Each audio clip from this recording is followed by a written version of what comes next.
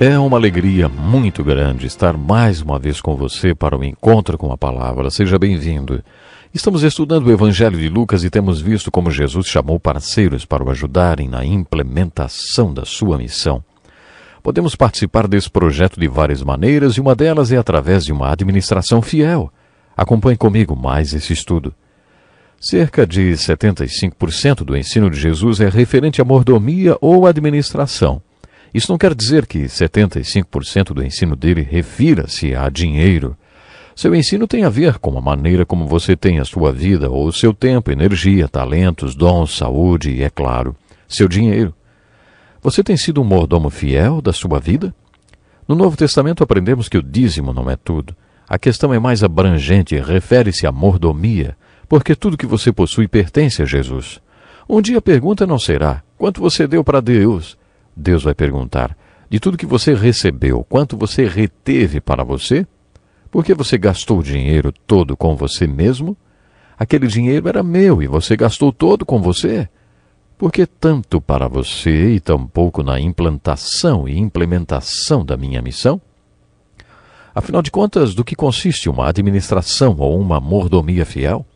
Podemos ter certeza de que, assim como o mau administrador será despedido um dia, também podemos ter certeza de que um dia ouviremos: você não é mais meu administrador e preste contas de tudo. Como você administrou tudo o que confiei a você?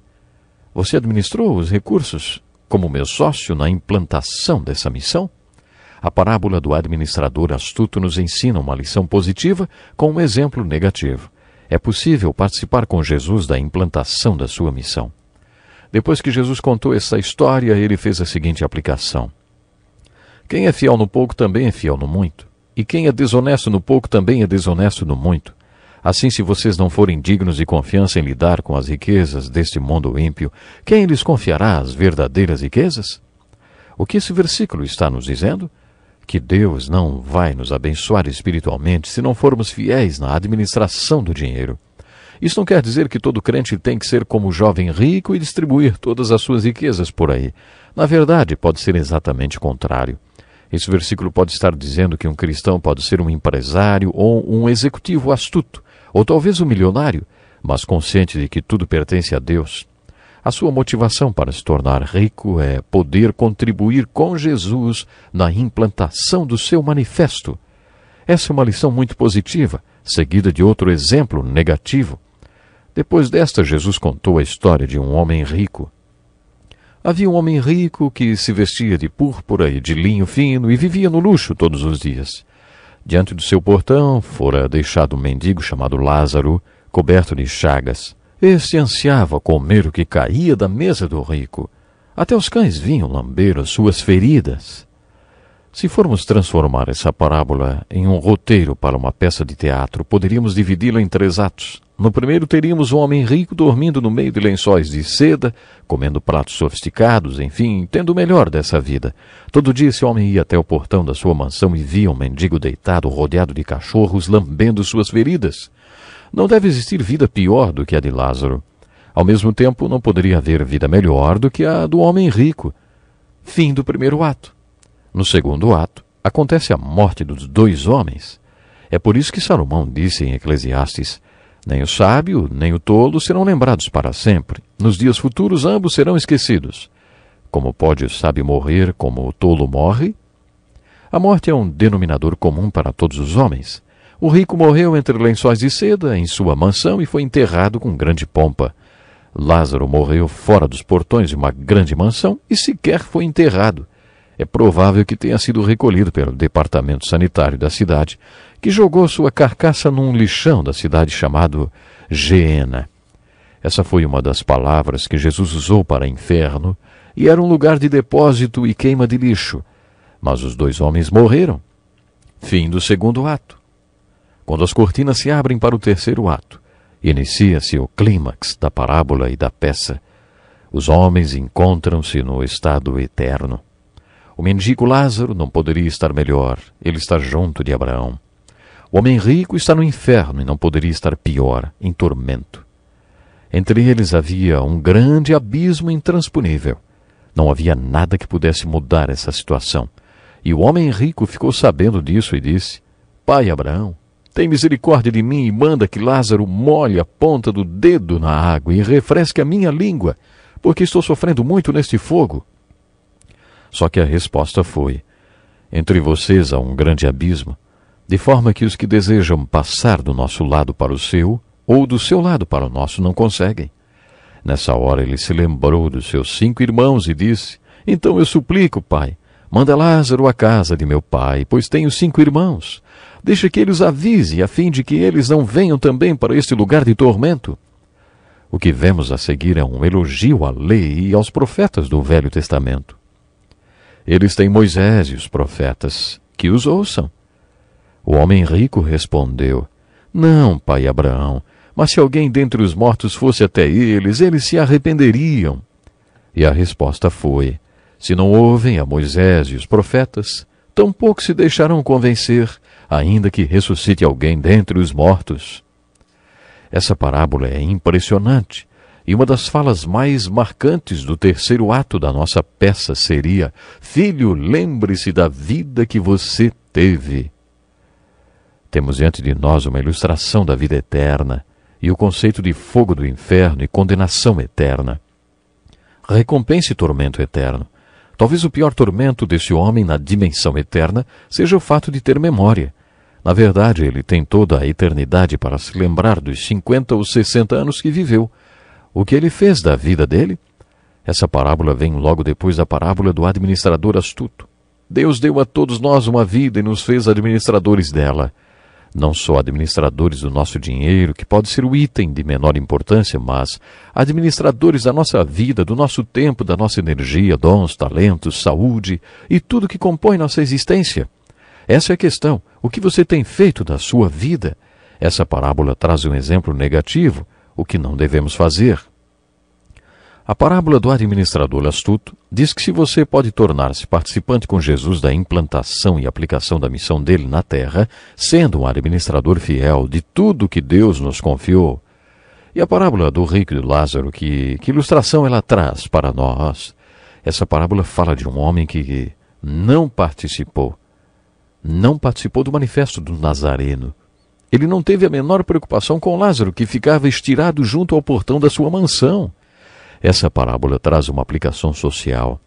A maioria das pessoas, quando lê essa história, se concentra nos detalhes da vida eterna e na pregação do mar de fogo e enxofre, sempre ardente. Albert Schweitzer tornou-se missionário depois de ser tocado por essa parábola e largar sua vida de organista, filósofo, médico e teólogo na Europa para exercer seu ministério na África junto a um povo que não tinha nenhuma assistência médica.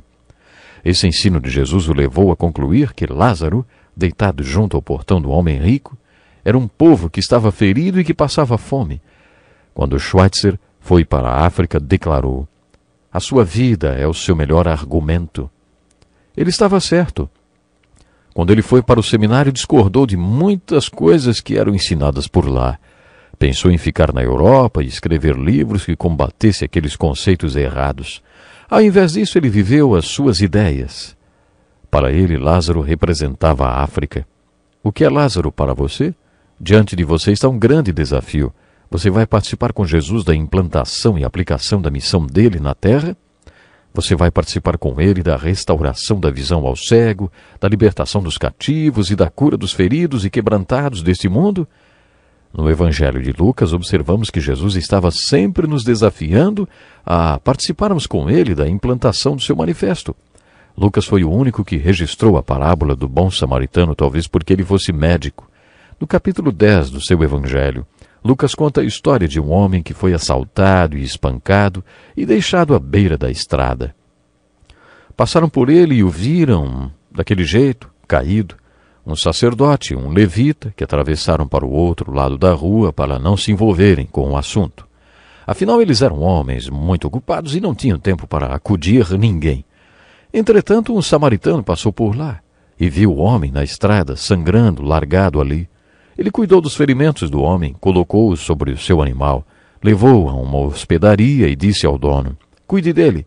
Quando eu voltar, vou pagar todas as despesas que você tiver.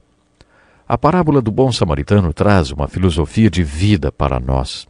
Os ladrões ilustram a primeira filosofia de vida. O que é meu, e o que é seu, até que eu consiga pegar para mim. Tem muita gente no mundo com essa filosofia. Por isso precisamos da polícia e do exército. O ex-presidente dos Estados Unidos, John Kennedy, afirmou certa vez: não é possível sentar numa mesa de negociações com pessoas que pensam que o que é meu e o que é seu é negociável. O sacerdote e o levita, os dois religiosos, tinham a seguinte filosofia: o que é meu, e o que é seu é seu. Eu tenho as minhas bênçãos e você tem as suas. Eu tenho os meus problemas e você tem os seus. Você hoje está com um problemão, com todo esse sangue, mas tudo bem. O que é meu e o que é seu. De acordo com Jesus, o samaritano foi guiado por outra filosofia de vida. O que é seu, e o que é seu na hora que você precisar. Talvez isso não faça dele um homem rico, mas foi essa a filosofia de Jesus na parábola de Lázaro deitado junto ao portão do homem rico. Um mundo de gente passando fome e ferida. Há 3 filosofias diferentes de vida. Quando você entende qual é a filosofia que Jesus ensinou com a parábola do bom samaritano, compreende a extensão do convite que ele nos faz. Prestem atenção. Eu tenho uma missão e um manifesto. Tenho uma filosofia de vida. O Espírito de Deus me ungiu para exercer esse ministério. Quero ter parceiros trabalhando comigo. Você quer participar desse manifesto, desta missão e ministério? Creio que esse foi o grande desafio que o médico Lucas nos apresentou no seu evangelho. Lucas foi um médico, um homem com consciência social, que via as necessidades humanas sob o ponto de vista de um médico. Quando ele nos apresenta o lado humano de Cristo, apresenta o ministério e a missão do Messias dentro de um contexto humanitário. Você quer fazer parte com Jesus da implantação da sua missão e ministério? Esse é o desafio que o Evangelho de Lucas nos propõe. Como você vê a sua vida na perspectiva desse ensino? Gostaria que você pensasse profundamente nesse ensinamento de Lucas e se programe para estar conosco no próximo encontro com a palavra. Até lá. Este é um estudo escrito pelo Dr. Dick Woodward, na voz do pastor Edson Bruno.